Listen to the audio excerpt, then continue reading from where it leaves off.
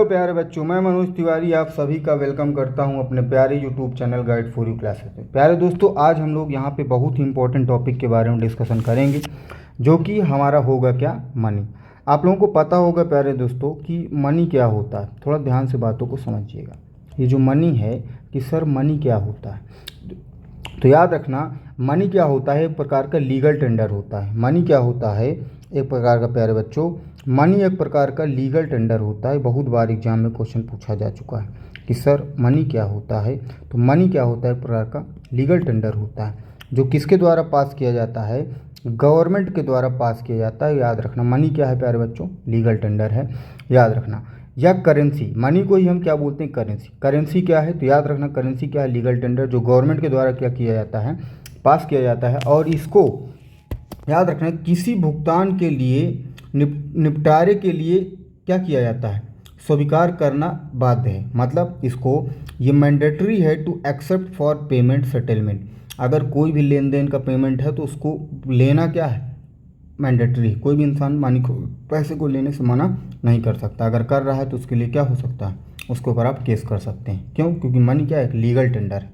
याद रखना, अभी तक अगर हम लोग बात करें कि मनी का डिमोनेटाइजेशन, डिमोनेटाइजेशन क्या होता है, थोड़ा ध्यान से बात सुनिए। डिमोनेटाइजेशन क्या होता है, विमुद्रीकरण इसको हिंदी में बोलते हैं, नोटबंदी। जब किसी करेंसी के लीगल स्टेटस को हटा दिया जाता है तो उस कंडीशन को हम क्या बोलते हैं, डिमोनेटाइजेशन बोलते हैं। जैसे अगर हम बात करें, when currency legal tender status removed, तब हम उसे क्या बोलेंगे प्यारे बच्चों, तो हम उसको बोलेंगे डिमोनेटाइजेशन। एग्जाम में क्वेश्चन पूछा जाता है कि अभी तक भारत में कितनी बार मनी का डिमोनेटाइजेशन हो चुका है, तो 4 बार हो चुका है। मतलब पैसे को का मतलब लेन देन बंद करना। अब थोड़ा ध्यान से बात सुनिए। पहली बार जो डिमोनेटाइजेशन हुआ वो हुआ 1946 में, और इसमें 1000 रुपये की नोट को क्या किया गया था, बंद किया गया था। ठीक ना। दूसरी बात अगर हम बात करें, दूसरा डिमोनेटाइजेशन 1978 में हुआ है। उस समय पीएम कौन थे, मोरारजी देसाई थे, और 5000 की नोट को क्या किया गया था, बैन किया गया था। 8 नवंबर 2016 में, याद होगा, ये तो हम लोगों के कार्यकाल में हुआ था। पीएम नरेंद्र मोदी जी आए थे रात में, और उन्होंने क्या कहा था कि आज से 500 और 2000, 500 और 1000 की नोट क्या हो जाएंगी, बैन हो जाएंगी। डेडलाइन डेट जो उन्होंने घोषित किया था 30 दिसंबर 2016 तक, मतलब जमा कर सकते हो। 30 दिसंबर 2016 से लेके 30 सितंबर तक क्या कर सकते हैं, पैसे को हम लोग, इन नोटों को बदल सकते थे नए नोट्स के साथ। ठीक ना। बात करें 19 मई 2023, पीएम मोदी ने 2000 की नोट्स को भी क्या कर दिया, बैन कर दिया। क्यों? क्योंकि इससे करप्शन बहुत ज़्यादा हो रहा था, इसीलिए इनको क्या कर दिया गया, बैन कर दिया। तो याद रखना, अभी तक कितने डिमोनेटाइजेशन हमारे भारत देश में हो चुके हैं, तो इस 4 हो चुके हैं। पहला कब हुआ, 1946 में हुआ, जिसमें कौन सी नोट बंद की गई, 10,000 की नोट। दूसरा कब हुआ, 1978 में हुआ, पीएम मोरारजी देसाई के द्वारा 5000 की नोट बैन कर दी गई। तीसरा कब हुआ, 8 नवंबर 2016 को हुआ, पीएम नरेंद्र मोदी के द्वारा, जिसमें 500 और 1000 की नोटों को बैन किया गया। और चौथा 19 मई 2023 को 2000 की नोटों को क्या कर दिया गया, बैन कर दिया गया। आशा करते हैं ये पॉइंट आपको क्लियर हुआ होगा। अब हम लोग आगे चीज़ों को समझेंगे। यहाँ पे ध्यान से थोड़ा समझिएगा। All coins issued by ministry of finance, जितने भी सिक्के होंगे वो मिनिस्ट्री ऑफ फाइनेंस के द्वारा क्या किया जाता है, under government of India issue किया जाता है। सभी सिक्के भारत सरकार के तहत वित्त मंत्रालय द्वारा जारी किए जाते हैं। दूसरी बात, मैक्सिमम डिनोमिनेशन ऑफ कॉइन्स, अगर बात किया जाए हमारे भारत देश में अधिकतम मूल्य का कौन सा सिक्का बन सकता है, तो 1000 रुपये तक का हम लोग क्या कर सकते हैं, सिक्का बना सकते हैं। इससे ज़्यादा नहीं बना सकते हैं। Provision of coins under coinage act 2011, coin से रिलेटेड प्रोविजन किया गया है 2011 के एक्ट में। 1 रुपये का जो नोट होता है उसे हम क्या बोलते हैं, करेंसी नोट बोलते हैं। याद रखना, 1 रुपये का जो नोट होता है उसको हम क्या बोलते हैं, करेंसी नोट बोलते हैं। और कई बार एग्जाम क्वेश्चन पूछा, issue by ministry of finance, किसके द्वारा इशू किया जाता है, तो याद रखना, किसके द्वारा इशू किया जाता है, तो मिनिस्ट्री ऑफ फाइनेंस के द्वारा इसे क्या किया जाता है, इशू किया जाता है। ठीक ना। 1 रुपये का नोट, करेंसी नोट, वित्त मंत्रालय द्वारा क्या किया जाता है, जारी किया जाता है। किसके द्वारा जारी किया जाता है, तो वित्त मंत्रालय के द्वारा जारी किया, अंडर करेंसी ऑर्डिनेंस एक्ट आया था 1940 में। दूसरी बात किया जाए तो 1 रुपये की नोट में साइन किसका होता है, हज़ारों बार ये क्वेश्चन एग्जाम पूछा जा चुका है। तो फाइनेंस सेक्रेटरी का क्या होता है, सिग्नेचर होता है, जिसको हिंदी में क्या बोलते हैं, वित्त सचिव बोलते हैं। बाकी नोटों में गवर्नर का साइन होता है। 2 रुपये से एबव की जो नोट होगी उसको हम बैंक नोट के नाम से जानते हैं, और वो इशू किसके द्वारा की जाएगी प्यारे बच्चों, तो इशू की जाएगी किसके द्वारा, आरबीआई के द्वारा। दूसरी बात करें तो 2 रुपये व अधिक के नोट बैंक नोट कहलाते हैं और आरबीआई द्वारा इसे जारी किया। याद रखना 2 रुपये से जो अधिक नोट होते हैं उनको हम क्या बोलते हैं, बैंक नोट, बट 1 रुपये की नोट को हम क्या बोलते हैं, करेंसी नोट के नाम से जानते हैं। इस चीज़ को माइंड में बैठा के रखिएगा। इसमें साइन किसका होता है, तो इसमें आरबीआई के गवर्नर का साइन होता है। और याद रखिए 1 रुपये की नोट में किसका साइन होता है, तो आपको अभी भी बताया गया किसका होता है, फाइनेंस सिक्योरिटी का होता है, ठीक ना। दूसरी बात अगर हम बात करें मैक्सिमम डिनोमिनेशन ऑफ क्या नोट, तो भारत देश में मैक्सिमम 10,000 की नोट छापी जा सकती है, इससे ज़्यादा की नोट नहीं छापी जा सकती है। सेक्शन 24 आरबीआई एक्ट 1934 के तहत ये बात कही गई। नोट का अधिकतम मूल्य वर्ग कितना होगा, 10,000 रुपये होगा। RBI has the power to issue currency, याद रखना करेंसी को इशू करने की पावर है किसके पास, आरबीआई के पास।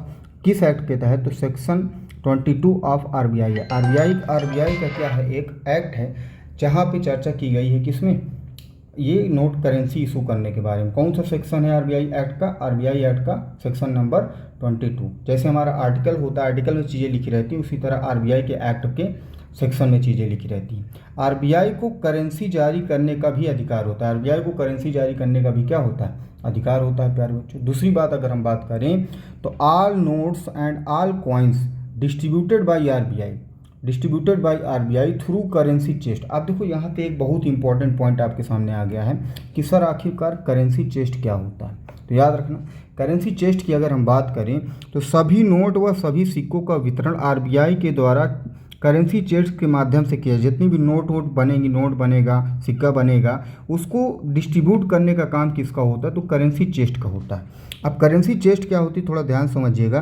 करेंसी चेस्ट इज अ क्या, डिपॉजिटरी, क्या है ये एक डिपॉजिटरी ऑफ आरबीआई है। मतलब करेंसी चेस्ट मुख्यतः आरबीआई की एक क्या है, डिपॉजिटरी है। ये क्या है, एक डिपॉजिटरी है। Currency chest is a office in RBI में या एनी बैंक में to facilitate distribution of currency. मतलब आरबीआई के में ऑफिस होगी या तो किसी बैंक में ऑफिस होगी, वहीं से पैसे को क्या किया जाता है, डिस्ट्रीब्यूट किया जाता है, ठीक ना। उसी को हम क्या बोलते हैं, करेंसी चेस्ट बोलते हैं। करेंसी चेस्ट एक ऑफिस है आरबीआई या किसी बड़े बैंक में जो करेंसी वितरण की सुविधा प्रदान करता है। ये बात समझ में आ गई है आपको। अब आगे हम बात करें यहाँ पे कि सर ये जो आप बता रहे हैं कॉइन्स मिंटेड प्रेस, तो भारत देश में 4 ऐसी जगह है जहाँ कॉइन बनता है। एक कोलकाता है पश्चिम बंगाल में, एक मुंबई है महाराष्ट्र में, और एक हैदराबाद है, और एक कहाँ पे है, नोएडा। तो याद रखना 4 जगह, एक नोएडा, हैदराबाद, मुंबई और क्या, कोलकाता। इन 4 जगहों पे कॉइन बनाया जाता है, ठीक है ना। दूसरी बात का बात करें note printing press. Note printing press Bharat में कहाँ कहाँ है, तो अभी नासिक में है, ये आपको पता होना चाहिए। देवास एमपी में है और मैसूर में है, और कहाँ है, साल्बोनी वेस्ट बंगाल में है। तो याद रखना साल्बोनी वेस्ट बंगाल में है। यहाँ भी क्या होता है, नोट की प्रिंटिंग प्रेस होती है। मैसूर में भी होती है, देवास में भी होती है और नासिक में भी होती है। इंडियन करेंसी पेपर मिल, याद रखना इंडियन करेंसी पेपर मिल कहाँ पे है, तो होशंगाबाद या नर्मदापुरम एमपी में है, ठीक है। नर्मदापुरम या होशंगाबाद एमपी में है, याद रखना करेंसी पेपर मिल। आरबीआई इंक मैन्युफैक्चरिंग यूनिट कहाँ पे है, तो याद रखना वर्निका मैसूर में है। कहाँ पे है, वर्निका मैसूर में। तो आशा करते हैं आप लोगों को यहाँ तक के सारे पॉइंट क्लियर हो गए होंगे। अब थोड़ा हम लोग यहाँ पे चर्चा करते हैं रुपीज़ सिंबल। बात करें यहाँ पे रुपया का जो सिंबल है, रुपये का जो सिंबल है वो डिज़ाइंड बाई किसके द्वारा, डी उदय कुमार के द्वारा बनाया गया है। ये जो सिंबल है कब बनाया गया, 2010 में बनाया गया है। गांधी सीरीज नोट, जो गांधी सीरीज नोट है भारत में कब से सर्कुलेट हो रही है, 1996 से सर्कुलेट हो रही है, याद रखना बहुत important, 1969। Decimal system of currency introduce कब इंट्रोड्यूस हुआ है, तो याद रखना 1957 में हुआ है। जो याद रखना डेसिमल सिस्टम में 1 रुपये किसके बराबर होता था, 16 आना के बराबर होता था। और आज की डेट में 1 रुपये किसके बराबर है, 100 पैसे के बराबर है। आना के स्थान पर क्या आ गया है, पैसे की शुरुआत हुई है जब डेसिमल सिस्टम शुरू हुआ है। दूसरी बात अगर हम बात करें, आरबीआई को 200 करोड़ मतलब 200 करोड़ न्यूनतम आरक्षित प्रणाली के तहत रिजर्व रखता है, जिसमें से 115 करोड़ रुपए क्या होता है, गोल्ड होता है, और 85 करोड़ क्या होता है कि विदेशी भंडार या सरकारी या प्रतिभूति होनी चाहिए। अगर आरबीआई को पैसा छापना है तो उसके पास मिनिमम कितना रिजर्व होना चाहिए प्यारे दोस्तों, उसके पास 200 करोड़ का मिनिमम रिजर्व होना चाहिए, जिसमें से 115 करोड़ क्या होना चाहिए, गोल्ड होना चाहिए, और 85 करोड़ क्या होना चाहिए, फॉरेन रिजर्व या सरकारी प्रतिभूति होनी चाहिए। अगर हम बात करें यहाँ पे देखिएगा, RBI kept 200 crore reserve under minimum reserve system in which 115 crore रुपए गोल्ड होना चाहिए और 85 करोड़ क्या होना चाहिए, फॉरेन करेंसी। और याद रखना ऑफ द गवर्नमेंट सिक्योरिटीज़, ये बात कहाँ कही गई, तो section number 33 of RBI act में कही गई है। और एक चीज़ याद रखना प्यारे बच्चों, अगर आरबीआई को नोट छापना है तो उसके पास क्या होना चाहिए, मिनिमम 200 करोड़ रुपए होना चाहिए, तभी आरबीआई क्या कर सकती है, नोट छाप सकती है, नहीं, ठीक ना।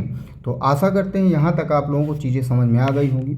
अब अगला टॉपिक जो हम लोग पढ़ेंगे इसी से रिलेटेड, टाइप्स ऑफ मनी के बारे में हम लोग पढ़ेंगे। टाइप्स ऑफ मनी क्या होती है, और बार्टर सिस्टम के बारे में भी जानेंगे कि जब हमारे पास मनी नहीं थी तो हमारे देश में कौन सा सिस्टम चलता था, बार्टर सिस्टम कैसे काम करता था, और मनी के फंक्शन के बारे में भी हम लोग क्या करेंगे, यहाँ पे चर्चा करेंगे। और याद रखना अभी तक आप सिर्फ 1-2 प्रकार की मनी जानते होंगे, हम लोग कम से कम 10 से 12 प्रकार की मनी के बारे में हम लोग क्या करेंगे, चर्चा करेंगे। तो याद रखना बहुत ही अच्छे तरीके से चीज़ों को हम लोग समझेंगे। तो आशा करते हैं आप लोगों को चीज़ें समझ में आ रही होंगी। तो क्या करिएगा, चैनल को लाइक कर लीजिएगा और सब्सक्राइब कर लीजिएगा, ताकि इसी तरह आपको बेस्ट कंटेंट मिलता रहे, ठीक है ना। ओके।